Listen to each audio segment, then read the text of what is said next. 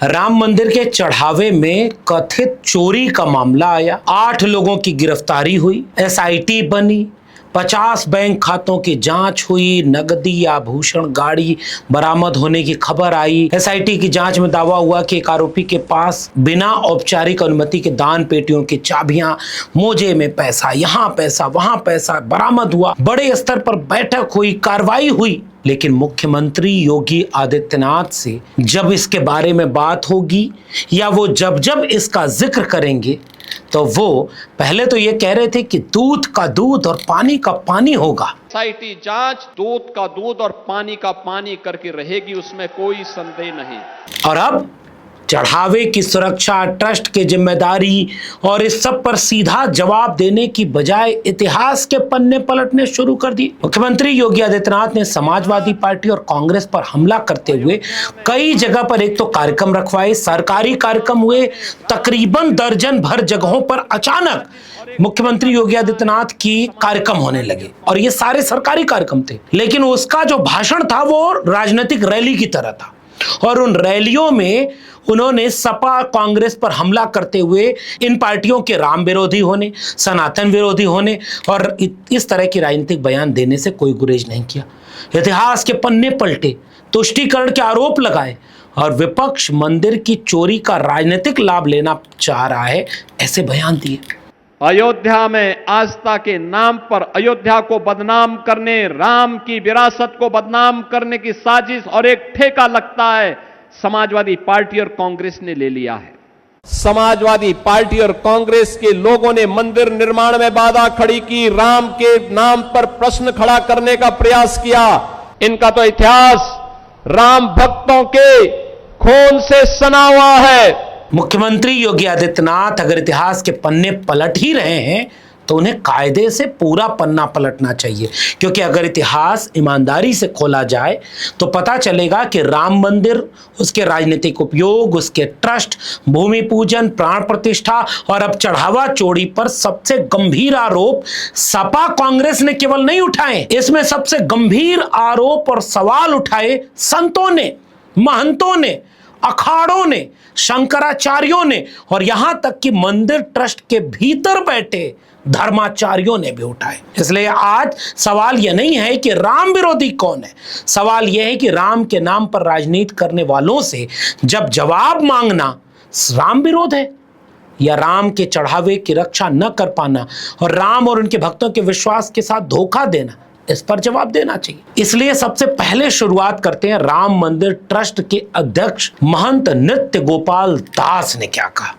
इन्होंने चोरी के मामले को सामान्य घटना नहीं बताया और एक चिट्ठी लिखते हुए कहा कि यह पाप हुआ है। इसके बाद मंदिर ट्रस्ट के बड़े परिवर्तन आए सामने। चंपत राय का महासचिव पद से इस्तीफा हुआ, ट्रस्टी अनिल मिश्रा भी हटे, सीईओ आधारित प्रशासनिक व्यवस्था बनाने का निर्णय लिया गया और इस्तीफा किसी अपराध को सिद्ध नहीं करता। लेकिन सवाल उठता है कि अगर मामला केवल कुछ निचले कर्मचारियों की चोरी का था तो ऊपर शीर्ष लेवल पर इतने बड़े बदलाव क्यों हुए। मंदिर ट्रस्ट के कोषाध्यक्ष स्वामी गोविंद देव गिरी ने भी माना कि गलत लोगों पर भरोसा किया गया और उन्होंने विश्वासघात किया। अब इनका जवाब योगी आदित्यनाथ जी आप क्या देंगे? ये तो धर्मगुरु और वो ट्रस्ट के लोग भी बोल रहे हैं। ये सवाल किसी व्यक्ति के निजी घर का नहीं था, यह उन करोड़ों हिंदुओं के दान से चलने वाली संस्था का था जिसमें आस्था केंद्र में थी। यहां व्यवस्था भरोसे से नहीं, नियमों, सत्यापन, सीसीटीवी निगरानी, ऑडिट और जवाबदेही से चलनी चाहिए थी। और आप क्या हो रहा है? किसने नियुक्ति की ट्रस्ट की? किसके सिफारिश पर कौन वहां पर पद पाया? दान पेटियों की चाबी किसने किसको दी? चोरी बार बार होती रही और ऑडिट और सुरक्षा पर सवाल जवाब क्यों नहीं हुआ? और इन सवालों का जवाब केवल यह नहीं हो सकता कि गलत आदमी पर भरोसा किया। स्वामी अविमुक्तेश्वरानंद ये भी हिंदू है, ये सपा और कांग्रेस के नहीं है। इन्होंने आरोप लगाया कि छोटे लोगों पर कार्रवाई और प्रभावशाली लोग बच गए। इनके बारे में, इनके बयानों को सुनकर योगी आदित्यनाथ अगर मन करे तो एक आध जवाब इन बयानों पर दे दीजिए जो अविमुक्तेश्वरानंद जी लगा रहे हैं। सुनिए। जब ट्रस्ट भी सरकार ने ही बनाया है और एसआईटी भी सरकार ने ही बनाई है तो समझ लीजिए कि ये मामला वैसे ही है जैसे एक ही घर के लड़के कहें चलो चोर पुलिस खेलते हैं। तो कुछ लड़के पुलिस बन जाएं और कुछ लड़के चोर बन जाएं और खेलें चोर पुलिस और बाद में सब इकट्ठे होकर के खेल बंद होने के बाद आनंद करें। ज्योतिर्मठ के शंकराचार्य स्वामी अविमुक्तेश्वरानंद ने बहुत गंभीर आरोप लगाए और इन गंभीर आरोपों का जवाब देने की बजाय मुख्यमंत्री योगी आदित्यनाथ आप बार बार इतिहास के पन्ने पलट रहे हैं। इतिहास के पन्नों में तो बात बहुत दूर तक जाती है, लेकिन ये जो साधु संत हैं, ये महंत हैं, इनके सवाल का जवाब कौन देगा? अयोध्या ठगी गई है। छल तो कई बार हुआ, कपट तो कई बार हुआ, लेकिन इसके साथ जो महाठग हुआ है, महाठग विश्वास में लेकर के भावनाओं के साथ खेला गया, आस्था के साथ खेला गया, सम्मान के साथ खेला गया और उस अयोध्या के। इसलिए शंकराचार्य का सीधा जवाब था चोरी करने वाला दोषी है, लेकिन चोरी की व्यवस्था बनने देने वाला है कौन? और कहां से चाबी किसको मिली, कौन किसको गायब कराया, इस बातों का जवाब कैसे मिलेगा? इसलिए मामला इस बात से नहीं पूरा होगा कि किसी अनुपम खेर को, जो आगे आने वाली फिल्म में बन रहा है अशोक सिंघल, किसी ने ट्वीट करके कहा कि चंपत राय का आपके ऊपर ज्यादा कैरेक्टर जचता। उन्होंने कहा कि घर में चोरी हो जाए तो चोर के खिलाफ, ये बयान देखिए। क्या है कि घर में चोरी होती है तो घर पर लांछन नहीं लगाते। और इसके बाद लोग ये पूछने लगे कि घर के लोग अगर शामिल हों तो आप क्या करेंगे? द्वारिका शारदा पीठ के शंकराचार्य स्वामी सदानंद सरस्वती ने भी इस कथित चोरी की निंदा करते हुए निष्पक्ष जांच की मांग की। उन्होंने इस घटना को केवल आर्थिक अपराध नहीं बल्कि करोड़ों श्रद्धालुओं की आस्था के साथ गंभीर विश्वासघात बताया। योगी आदित्यनाथ जी, इस पर क्या होगा? एसआईटी पर तो गंभीर सवाल एसआईटी के ऊपर ही हो गए। आपने एफआईआर किसी पर दर्ज नहीं की, और दर्ज भी की तो ताकतवर लोग उसमें नहीं। अभी मैं दिखाऊंगा कि आपके ही लोग कैसे इसका सवाल का जवाब पूछ रहे हैं। और आप इतिहास के पन्नों में आपको रुचि आ रही है, आपको कांग्रेस और सपा पर हमला करना, इससे क्या राम भक्त आस्थावान लोगों का जो आस्था खंडित हुई है, इससे क्या उनको न्याय और जवाब मिलेगा? मंदिर ट्रस्ट के अध्यक्ष को कहना पड़ा कि पाप हुआ है, ट्रस्ट के कोषाध्यक्ष को स्वीकार करना पड़ा कि व्यवस्था में गलत लोगों को जगह और विश्वास मिला। फिर इन सवालों को राम विरोधी राजनीति कैसे कहेंगे? योगी आदित्यनाथ, आप इतिहास पलट रहे हैं, तो थोड़ा इतिहास और पलटते हैं। आइए, आप सपा और कांग्रेस को राम विरोधी साबित करने के लिए 1990 के दशक की घटनाओं का उल्लेख बार बार कर रहे हैं। इस पर मैंने एक विस्तार से वीडियो बनाई, कार सेवकों पर गोली चलाने वाला, जरा इसको आप लोग देखिएगा।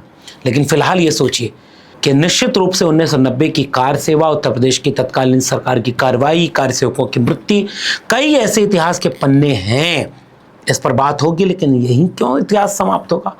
1990 के आंदोलन में संतों और धर्माचार्यों की पंक्ति आगे थी। उनके धार्मिक प्रभाव, मठों, अखाड़ों और प्रवचनों ने आंदोलन को सामाजिक वैधता देते हुए एक तरह की लहर पैदा की। फिर लाल कृष्ण आडवाणी की रथ यात्रा और भाजपा की राजनीति ने उस धार्मिक आंदोलन को चुनावी शक्ति में बदला।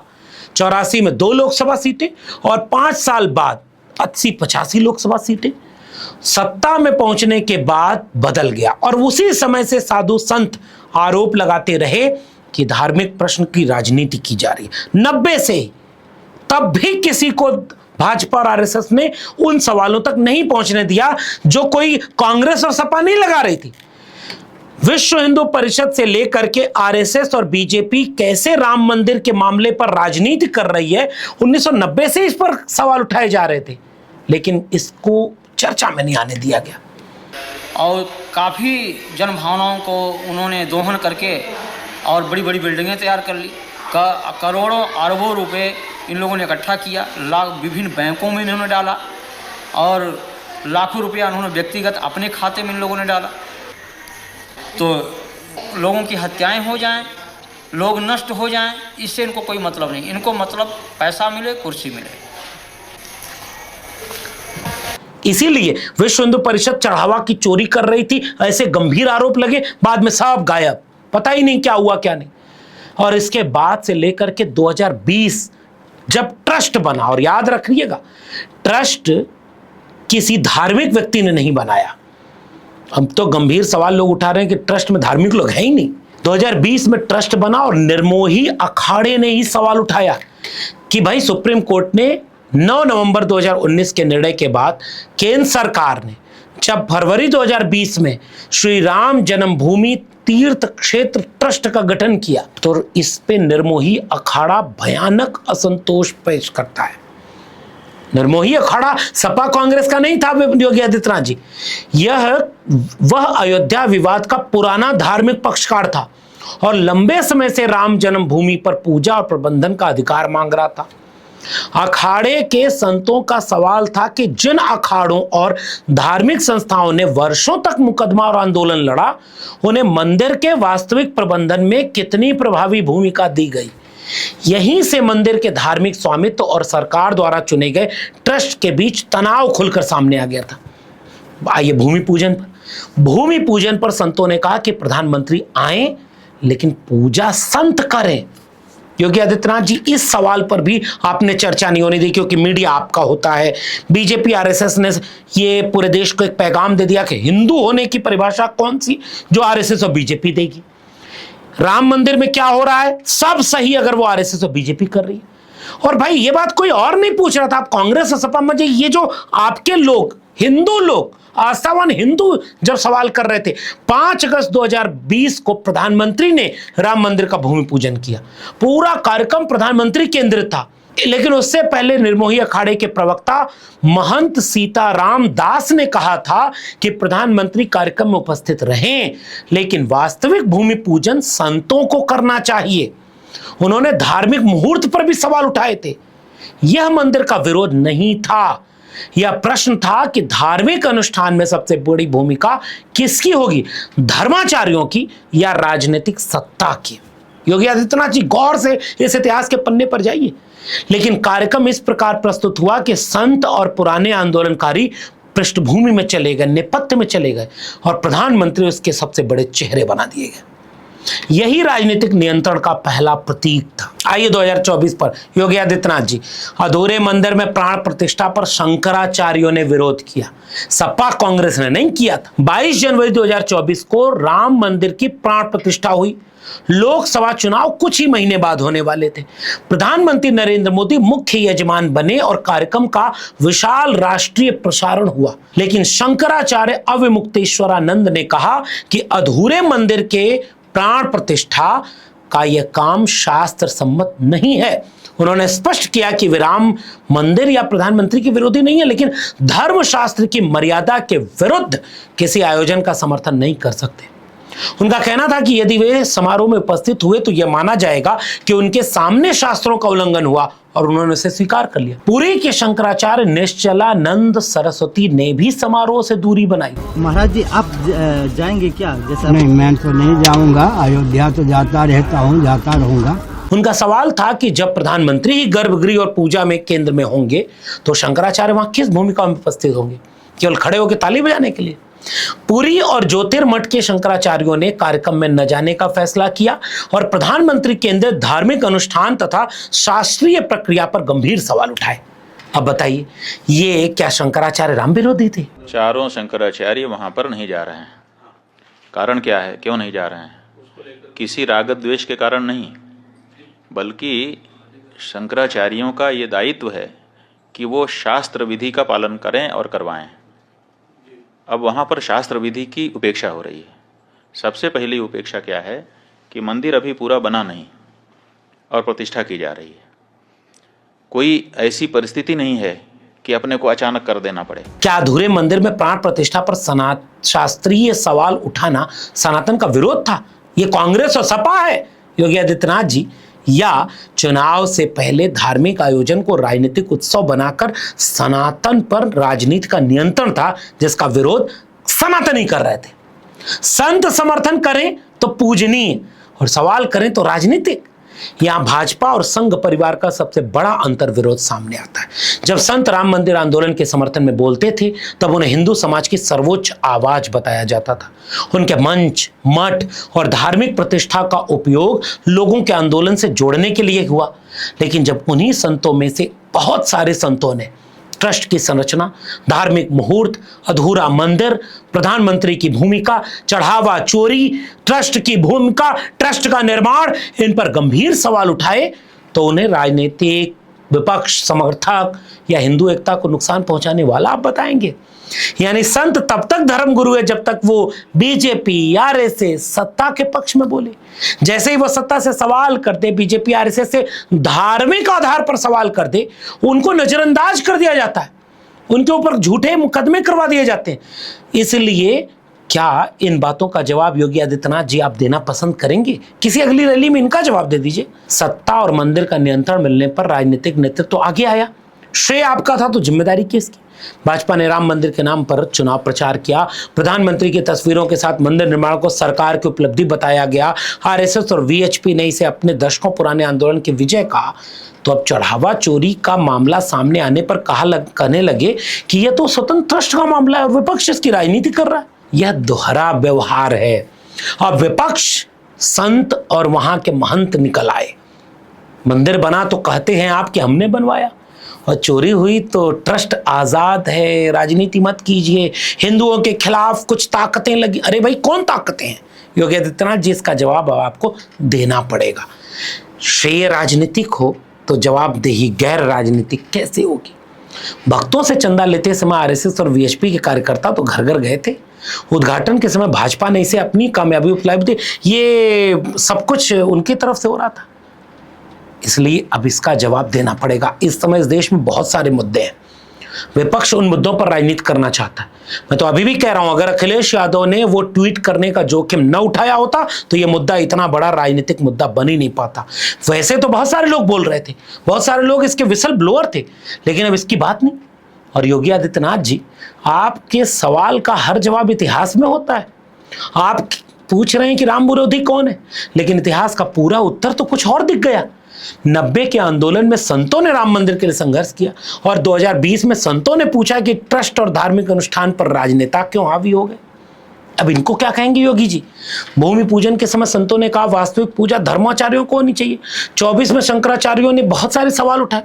अब इसका जवाब क्या देना होगा? और तो और आप झूठ फैलाते हो। जैसे 980 कॉल किया अखिलेश यादव, टिन्नू यादव ने, अब बीजेपी की आईटी सेल लग गई, फिर माफी मांग रहा है एक सज्जन। जरा देखिए इसकी वीडियो। यही बीजेपी और आरएसएस का चरित्र है कि वह जब झूठा अपने छोटे छोटे कार्यकर्ताओं से बुलवाते हैं, ऊपर से तो बहुत अच्छी अच्छी बात बोलते हैं, नीचे क्या होता है जरा इसका एक वीडियो देख लीजिए। दोस्तों, 3 जुलाई को मैंने वीडियो बनाया था जिसमें कि मैंने बताया था कि टिन्नू यादव के अखिलेश जी से पिछले 2.5-3 सालों में 980 बार बात हुई है, और जिस दिन खुलासा हुआ था राम मंदिर चोरी का उस दिन 3 बार बात हुई है।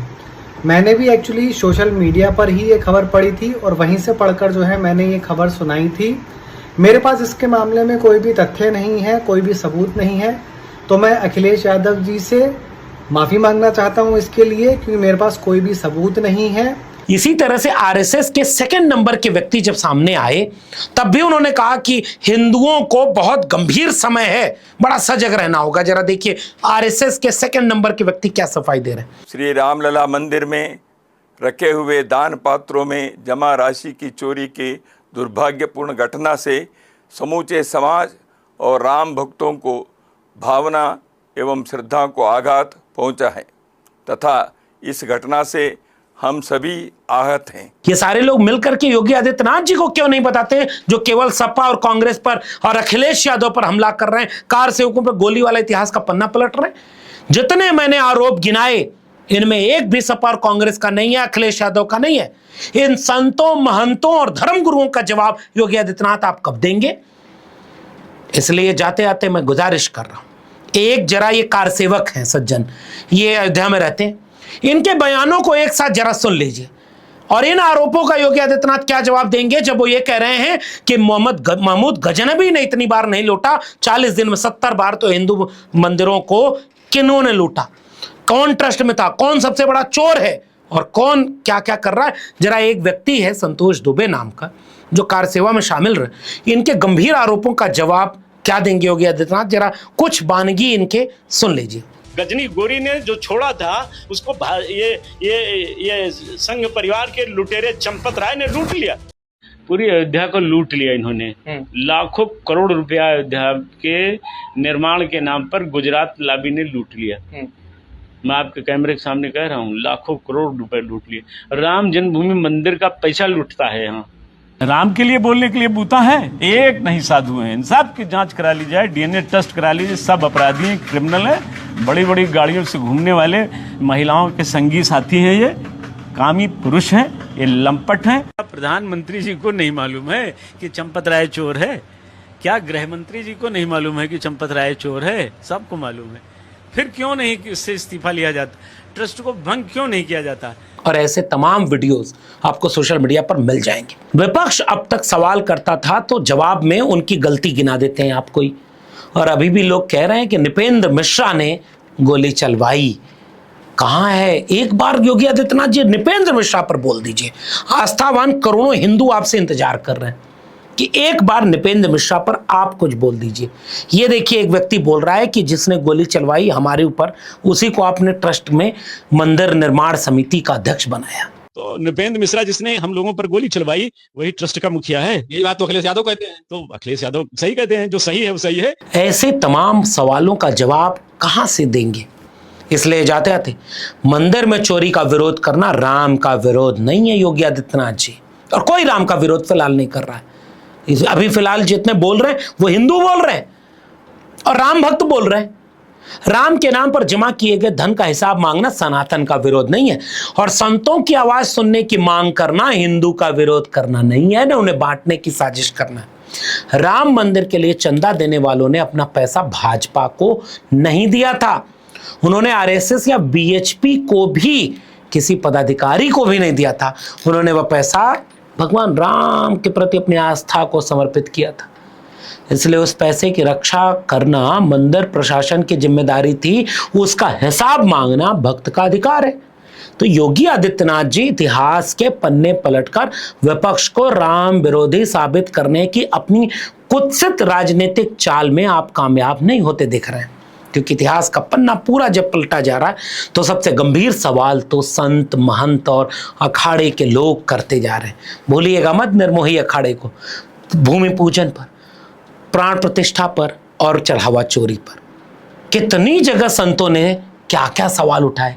किसी ने पाप कहा तो किसी ने श्रद्धालुओं के साथ विश्वासघात कहा, और आप सपा कांग्रेस वही पुरानी घिसी पिटी राजनीति। आज का सवाल भाजपा, आरएसएस, वीएचपी और मंदिर ट्रस्ट की जवाबदेही का है, और आपकी भत पिटती दिख रही है। इसलिए प्रधानमंत्री और अमित शाह तो चुप हैं, आरएसएस प्रमुख मोहन भागवत तो चुप हैं, लेकिन रोज कुछ न कुछ ऐसा हो रहा है जो बहुत खतरनाक है। अब जाते जाते उसी नृपेंद्र मिश्रा के इस बयान को सुन लीजिए जो कलंक तक याद कर रहे हैं कि यह अपने में एक तरीके का कलंक है। एक तरीके से राम मंदिर में यह घटना घट गई, इसका हम सभी को एक खेद ही नहीं, एक तरीके से हम सभी उससे छोटापन महसूस कर रहे हैं। योगी आदित्यनाथ जी मौका मिले तो सबसे नृत्य गोपाल दास जी से लेकर निर्मोही अखाड़ा के आरोपों पर, शंकराचार्यों से लेकर अभी संतोष दुबे के आरोपों पर और नृपेंद्र मिश्रा पर कुछ जवाब दे दीजिएगा, अन्यथा आपकी राजनीति कहीं से भी आपको बचा नहीं पाएगी। आप लोगों का क्या मानना है अपनी टिप्पणी नीचे कमेंट बॉक्स में जोड़ दीजिएगा। फिलहाल इस वीडियो में इतना ही। वीडियो जरूरी लगे तो लोगों तक शेयर करिएगा। फिर मिलेंगे, तब तक के लिए बहुत बहुत धन्यवाद।